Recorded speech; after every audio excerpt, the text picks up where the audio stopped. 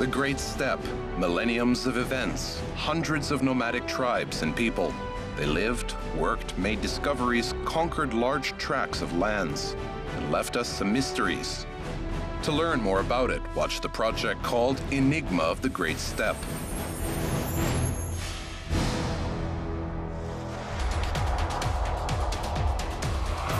On today's program, ancient water area, attack of black dragon, folk heroes, fresh air, water's smooth surface, Tian Shan spruces stretching to the sky.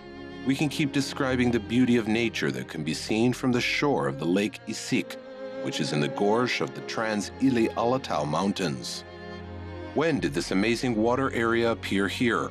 What wild cats lived in the forests surrounding the lake?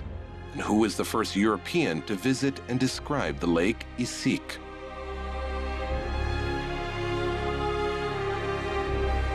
Scientists are unanimous in statement that the lake Issyk was formed in the result of a massive mountain collapse, which made the dam with about 300 meters in height. And this happened in the 6th millennium BC.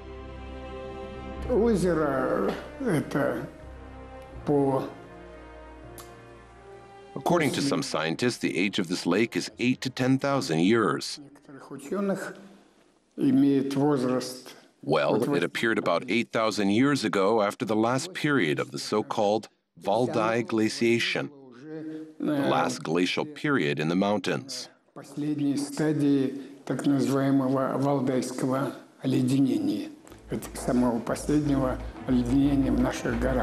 This is how a picturesque mountain lake appeared at an altitude of more than 1.5 kilometers above the sea level.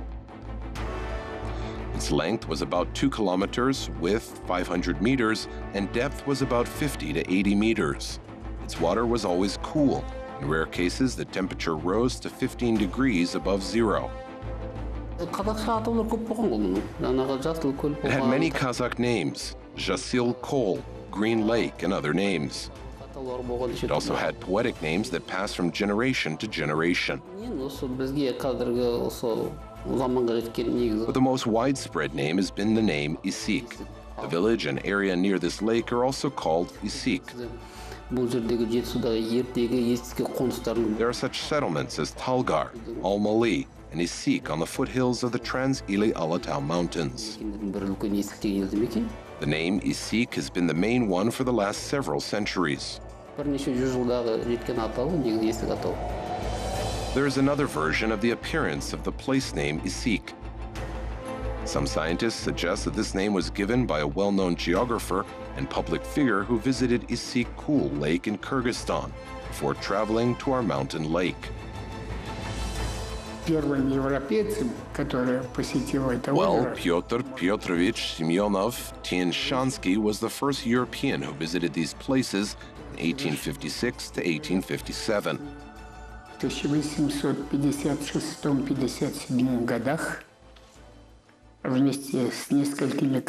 Together with several Cossacks, he passed the upper reaches of this Issyk River, and they saw tigers there.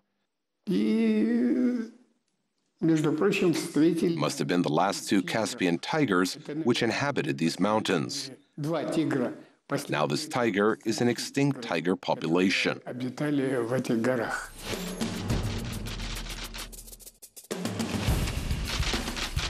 Unfortunately, the Cossack, who was walking the lower path without a dog, noticed a tiger in the bushes really late, and he did not have time to shoot this tiger. The tiger rushed to the Cossack so rapidly that it knocked out the rifle from his hands. The experienced Cossack stood before the tiger without losing heart, and the tiger also stopped and lay down in front of the hunter, like a cat lies in front of a mouse when she stops moving. Nowadays, the story of the frontal collision of the wild cat and man seems amazing and incredible. But once upon a time, the tigers, the kings of the jungle, really dominated the highlands of Kazakhstan. Today, this story is considered as fantastic. 100-200 But километров in от the Алматы. area 100 to 200 kilometers far from Almaty, the tiger population was high at the end of the 19th century. Позапрошлого теперь века. И последнего тигра The last tiger was killed before the war. тоже где-то перед войной. The world around the lake changed. Wild cats became extinct, asphalt roads replaced trails, boats and motorboats started to sail on the water. The cool and calm climate of this place attracted many tourists, and Lake Issyk became a favorite tourist destination in the first half of the 20th century. It seemed that here time had stood still, and nothing could disturb the majestic silence. However, the idyll, which had been created by nature for thousands of years, was destroyed by nature itself within a few hours. What tragedy happened in this paradise? What do witnesses remember about that day? And which well-known person almost died in the Issyk disaster?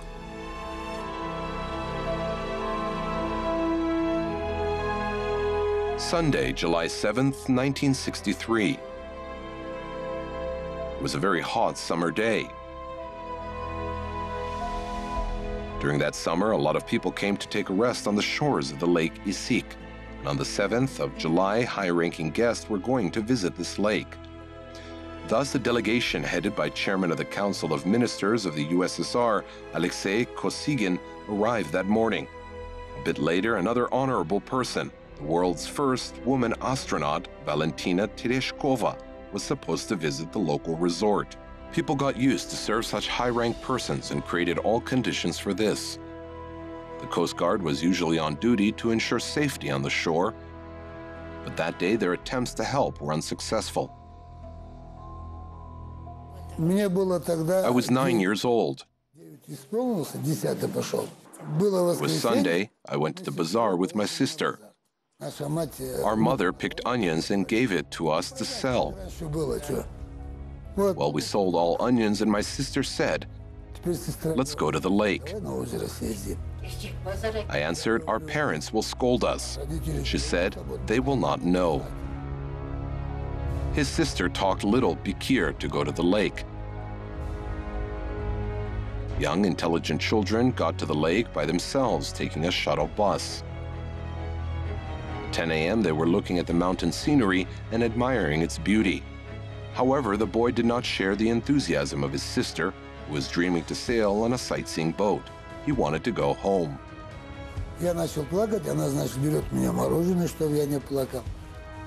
I started crying, and my sister bought me an ice cream so I would not cry. Okay, I agreed, but my inner voice said, "Do not get on this boat." And at this moment, I just lost the desire to sail on this boat. I ran to the bus station. I came to the driver, and as usual, children say, I said, "Could you please take me to the Issyk village? My dad will pay you then."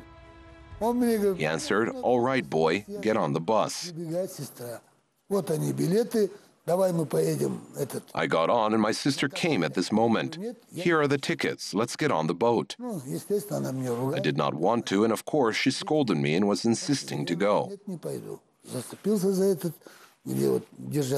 I said that I would not go, and that's it. She had to get on the bus. The bus moved, and we arrived home. At that time, the young travelers had no idea that a lucky break saved them from face-to-face meeting with the Black Dragon. At midday, a cloud covered the sky over the Lake Issyk. The thunder rumbled in the mountains, and after a while, an irresistible stream poured out of the gorge. It was a mud flow, and it furiously demolished everything in its path: trees, buildings, and defenseless people.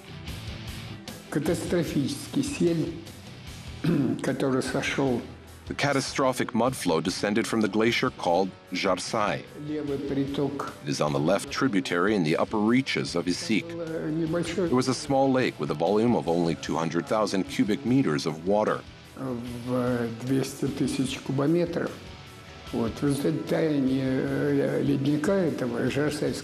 As the result of the Jarsai glacier melting, this small lake overflowed.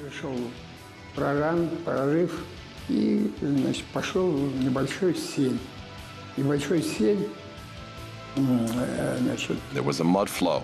Stones, soil, clay, sand, everything rushed down and ruined the shores. Почва, глина, песок, все это ринулось вниз по руслу. Берега, сгребая с берегов все, что там лежало, так сказать, легко.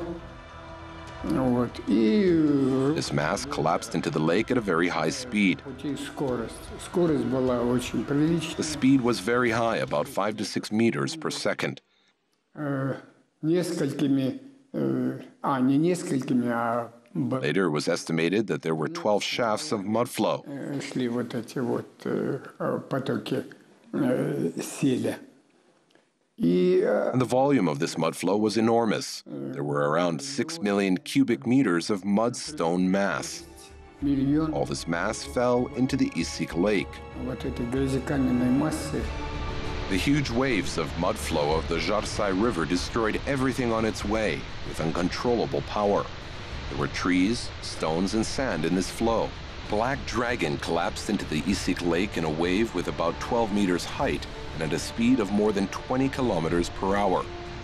The speed of the flow was so high that the lake burst its shore. The flow took the boats, which were sailing on the lake, to the rocks. Там две лодочные станции было. There were 2 boat stations where not only boats were, but also motorboats. These motorboats were big ones with a capacity for 100 to 200 people. На 200 бороздили, значит. They were sailing on the lake. Оно имело приличную тогда площадь, где-то The порядка area of the lake was about 1 square kilometer. километра. Вот. Ну и, конечно, не обошлось без... A large number of casualties occurred as a result of this mud flow. According to the official data, this number was about 50 to 100 people. 50-100 человек. Потом я совершенно случайно, значит... But later I found information stating that the mud flow claimed the lives of 1,000 people. На цифру уже не раз повторяющуюся. As per unofficial data, about 3,000 people died in the result of this disaster. По неофициальным данным цифра... This figure was not mentioned in the media. 3000, но по неофициальным данным. The waves of mud flow continued to move towards the settlements. The only barrier for mud flow was a single but firm dam, which was formed 8,000 years ago as a result of natural changes. This wall stood against 2 strong blows, but it broke down after the 3rd wave of mud flow full of stone and soil. And the dam burst. As you know, there are turns on the rivers, speed increased and mass became bigger and bigger. Even if the lake was deep and there was so much water, it is not able, let's say, to accommodate such a huge mass of stones and soil.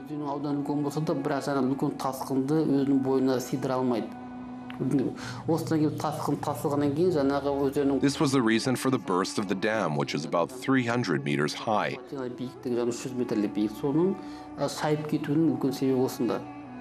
It was the most intensive and disastrous mud flow which was in this river.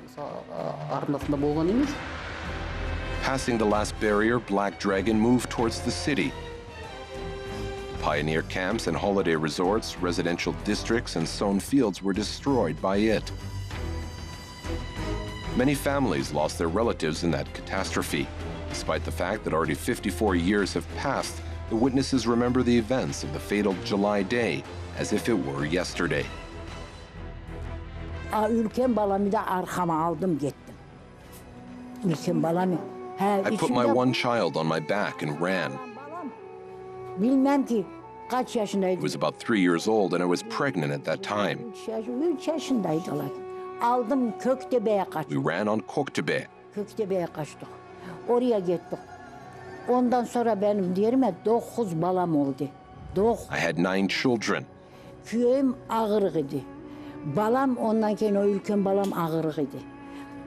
My husband was a disabled person and 2 of my children were also disabled. İkinci grupaydı. Ülkem balam ikinci grupaydı.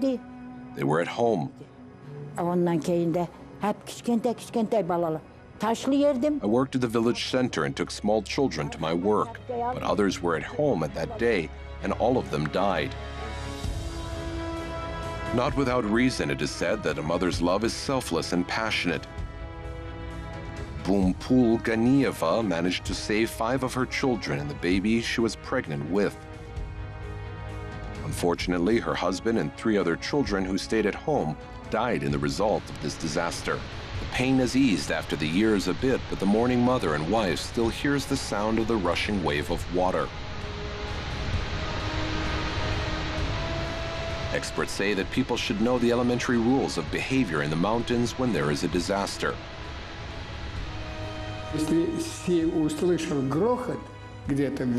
If there is mud flow, then you can hear rumble somewhere up, and you should climb up as high as possible. Rumble sounds very loud, as if thousands of tanks or tractors started their engines. Of course, the theory always differs from practice. It is known that the chairman of the Council of Ministers of the USSR, Alexei Kosygin, who was on the lake shore that morning, stood still and stared in the mud flow which was coming from the mountains. He managed to escape thanks to the fearless staff of the delegation which was accompanying him. The legendary woman astronaut Valentina Tereshkova, who celebrated her 80th birthday this year, was born under a lucky star. I remember Valentina Tereshkova was in Almaty at that time. She was planning to visit the Issyk Lake that Sunday, but due to some reasons, her trip was postponed.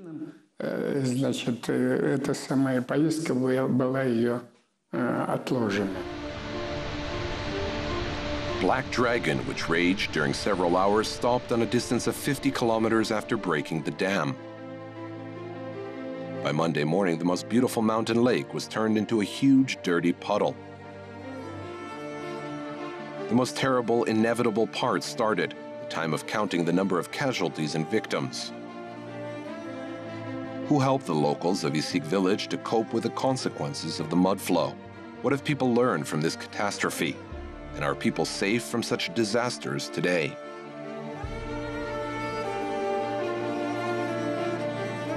Mud flow of Issyk is one of the largest and most destructive on the territory of the Soviet Union.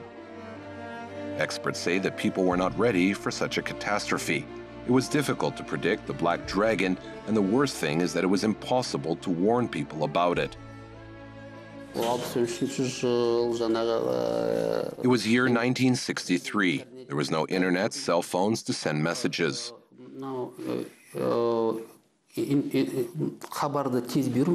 Today, these things are affordable and widely used. One was not able to warn even if he knew that there was a mud flow. If there was a chance to warn in time, it would be possible to save many people, to evacuate children from camps and to take them to higher places. It would be possible to inform people who lived along the river and send them to a safe place. For Mikhail Kudrin, that July day of 1963 started as other days of his life.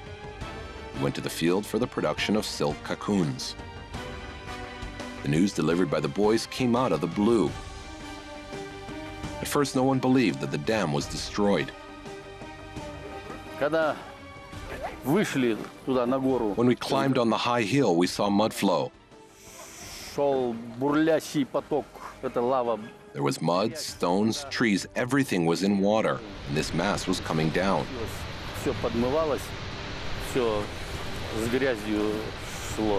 We were safe because we were on the high hill. The bus station was destroyed and its wreckage was on water. Mikhail is sure that if the dam was broken immediately, not from the third attempt, then probably the Issyk city would have been destroyed and would not exist on the map of modern Kazakhstan. To save the settlement from flooding, people used resources of one of the main local attractions building. And it was the lowest cost.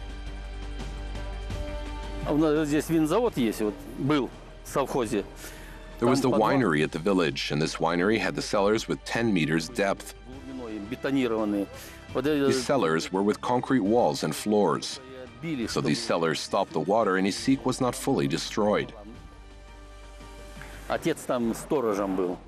father was working as a watchman there. He said that a lot of bottles with wine were in water. In short, mud flow brought much trouble here.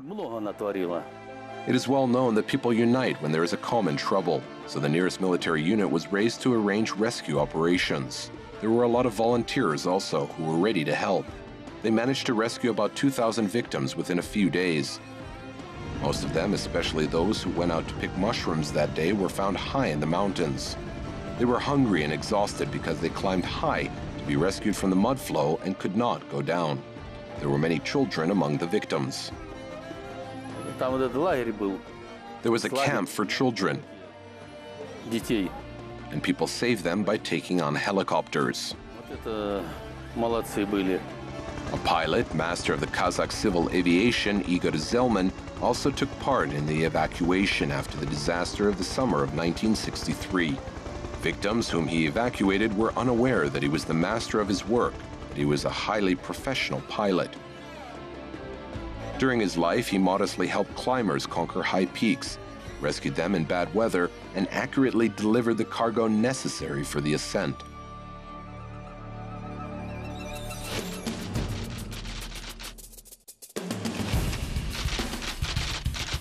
The pilot of the helicopter who evacuated people will be awarded the Red Star Medal.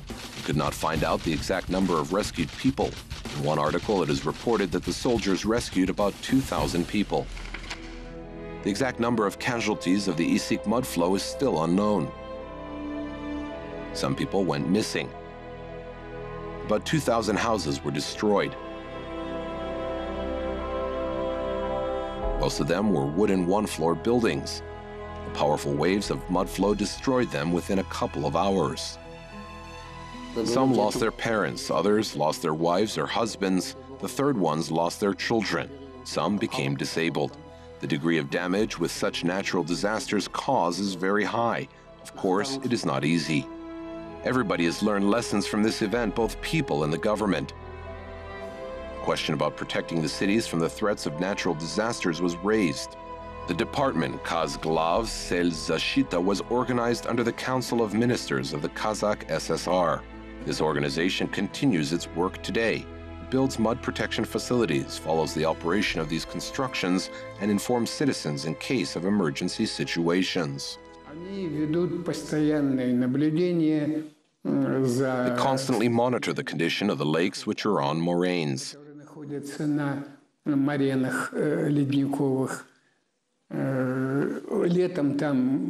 They have representatives who are there during the summer seasons. They conduct systematics over flights on helicopters to monitor the condition of these lakes. In the mid-80s of the last century, restoration works aimed to rebuild the dams started. Excavators worked on the Issyk Lake and cleaned the bottom of the lake. And this mass was used for a new dam. The spillway devices allowing draining excess fluid were built here. And the lake gradually began to be filled with water. After that mud flow, the lake could be restored completely. For security purpose, it was decided not to fill it up to previous volumes. Today, the water level is a bit more than half of the former volume. If you look at the photo of the lake of 1963, you can see how it looked like. Suddenly, such a situation happens again, and the current volume of water can withstand a large flow. The lake is not completely filled as a security measure. This brings to mind some lines from the poem by scholar Nikolai Gumilov. Sorrow of thousands was there, the heart beat like a hunted animal, and wanted to travel to unknown distances. But now I love the reflection of mountains at the surface of crystal clear lakes. The sharp peaks of Trans-Ili Alatau Mountains reflected at the quiet surface of the Issyk Lake are beautiful. But we paid a heavy price for this beauty. And the memory of that tragedy still lives in the heart of our people, with the hope that this will never happen again.